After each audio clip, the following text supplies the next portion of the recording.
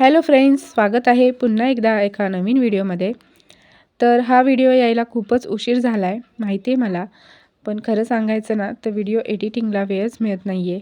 तुमच्यापैकी काही जणींना माहिती असेल की मी शिलाई काम करते आणि सध्या लग्नसराईचे तसेच मार्गशीर्ष गुरुवारचे एवढे सारे ब्लाऊज आले आहेत ना शिवायला, तर अजिबात वेळच मिळत नाही आहे व्हिडिओ एडिटिंग करायला. आणि त्यामुळेच हा व्हिडिओ तुमच्यापर्यंत यायला खूप वेळ झाला. यासाठी खूप खूप सॉरी. आणि आता शेवटचा गुरुवारसुद्धा येणार आहे. तर त्यासाठी नवीन व्हिडिओ बनवण्यासाठी जुने व्हिडिओ डिलीट करावे लागतात आणि त्यासाठीच मी हा व्हिडिओ पोस्ट करत आहे. कारण या व्हिडिओचे सगळे क्लिप्स मला डिलीट करावे लागणार आहेत नवीन व्हिडिओ बनवण्यासाठी. आणि या मोबाईलमध्ये मेमरीसुद्धा कमी आहे, त्यामुळे मला सगळे व्हिडिओ डिलीट करावे लागतात. आणि नवीन व्हिडिओ बनवायचा असेल ना तर जुने सगळे व्हिडिओ मी पोस्ट करून घेते आणि त्यानंतर मग नवीन व्हिडिओ बनवत असते. तर आज मी पूजेची सुरुवात करत आहे ते बघा डेकोरेशनने.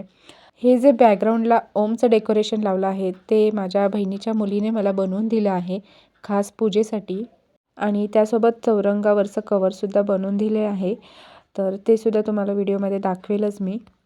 तसं सांगायचं तर आम्ही चौघी बहिणी आहोत आणि आम्ही तिघी बहिणी ज्या आहोत त्या शिलाई काम करतो आणि एक बहीण जॉब करते. आणि आमच्या सगळ्या बहिणींच्या हातामध्ये काही ना काहीतरी कला आहेत, त्या आम्ही नेहमी काही ना काहीतरी नवीन वस्तू बनवत असतो घरी. तर हे माझ्या बहिणीच्या मुलीने आणि बहिणीने बनवलेलं आहे, दोघींनी मिळून. खूप छान बनवलं आहे, मला तर खूप जास्त आवडलं. आणि ज्या दिवशी मी ही पूजा करत होते त्या दिवशी आमच्या शेजारच्या ताईसुद्धा आलेल्या. त्यांनासुद्धा हे खूप आवडलं आणि त्यांनीसुद्धा सांगितलं की मलासुद्धा असं बनवून द्यायला सांग. तर मी म्हटलं की ठीक आहे, मी सांगते बनवून द्यायला. तर बघा पूजेची सुरुवात करत आहे. आणि खरं सांगायचं तर 2 दिवस झालं माझी तब्येत खूप खराब म्हणजे डाऊन झालेली. मला वाटत पण नव्हतं की मी आज पूजा करू शकेल की नाही, कारण काल रात्री मला खूप जास्त कणकणी आणि थंडी वाजून आलेली आणि तापसुद्धा होता. आणि माझ्या आवाजावरून तुम्हाला वाटत असेल की मला सर्दीसुद्धा झालेली आहे. पण खरं सांगायचं तर आईनेच माझ्याकडून एवढी छान आणि सुंदर पूजा करून घेतलेली आहे आज. आणि तिच्या मर्जीशिवाय झाडाचं पानसुद्धा हलू शकणार नाही, हे 100% खरं आहे. कारण आज खरं तिनेच मला ताकद दिलेली आहे उठून पूजा करण्यामध्ये. आणि सगळं मी व्यवस्थित केलं आहे. तर आजची थीम आहे आई तुळजाभवानीचं मी स्वरूप करणार होते. तर त्यासाठी ना मी हे सगळी तयारी करून ठेवलेली. आणि खरं तर मी कलशाला ना अखंड साडी नेसवणार होते, पण मला आज नाही जमलं. पण मी पुढच्या गुरुवारी नक्की मी कलशाला अखंड साडी नेसवणार आहे. तर तो व्हिडिओसुद्धा तुमच्यासोबत मी शेअर करणार आहे आणि तुम्ही नक्कीच पहा तो व्हिडिओ. तर मी सगळे शूट करून ठेवते, पण एडिटिंगमध्ये व्हॉईस ओव्हर करायला आणि स्पीड कमी जास्त करायला लागतो, त्यामध्येच खूप जास्त टाईम जातो. आणि आत्ता मी बाकीच्या व्हिडिओला म्युझिक देणार आहे, तर तुम्ही पूर्ण व्हिडिओ पहा आणि कसे मी देवीला सजवते ते सुद्धा पहा. आणि व्हिडिओ तुम्हाला आवडला तर व्हिडिओला लाईक करा, शेअर करा, कमेंट करा. तुम्ही कमेंटच करत नाही व्हिडिओला. तुम्हाला माझी पूजा, माझा व्हिडिओ आवडतो की नाही मला कसं समजणार? तुम्ही जर कमेंट केली तर मला नवनवीन व्हिडिओ बनवायला खरंच प्रोत्साहन मिळेल आणि मी तुमच्यासोबत नवनवीन असेच व्हिडिओ शेअर करत जाईल.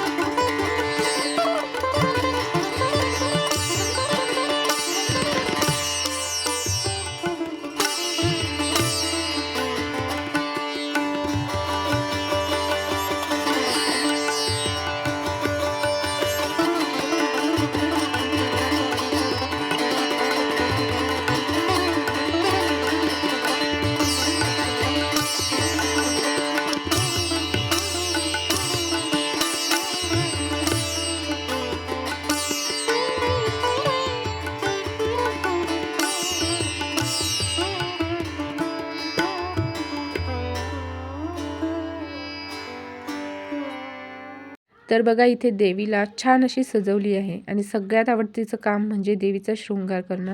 मला खूप जास्त आवडतं देवीला नटवायला, सजवायला आणि देवीला पण आपल्याला आहे ना साज शृंगारात पाहायला आवडतं. पण मी आज आहे ना मी खरंच नाही, मी साडी वगैरे नेसूच शकले नाही.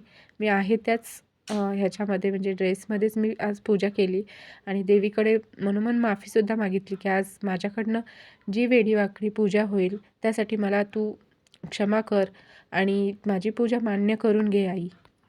आणि बघा हा डोक्यावरचा पदर नीट करायला मला किती कसरत करावी लागते.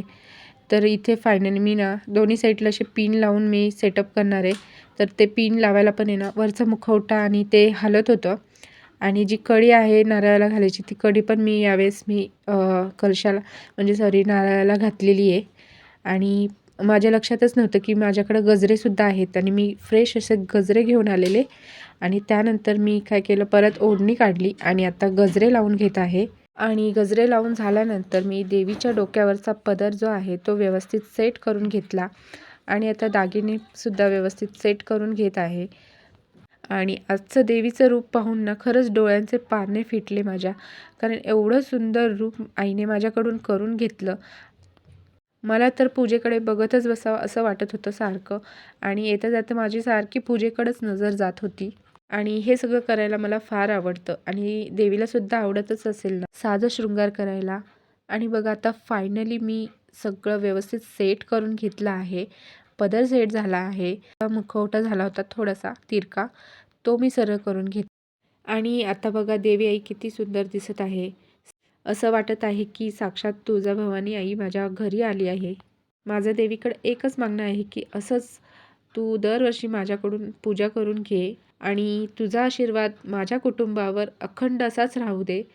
आणि मैत्रिणींनो आजची माझी पूजा तुम्हाला कशी वाटली ते नक्की मला सांगा. आवडली असेल तर लाईक करा, व्हिडिओला शेअर करा, सबस्क्राईब करा आणि जर माझ्या व्हिडिओमध्ये काही चुकलं असेल तर मला नक्की सांगा, आवर्जून सांगा. आणि व्हिडिओ पूर्ण पाहिल्याबद्दल खूप खूप धन्यवाद.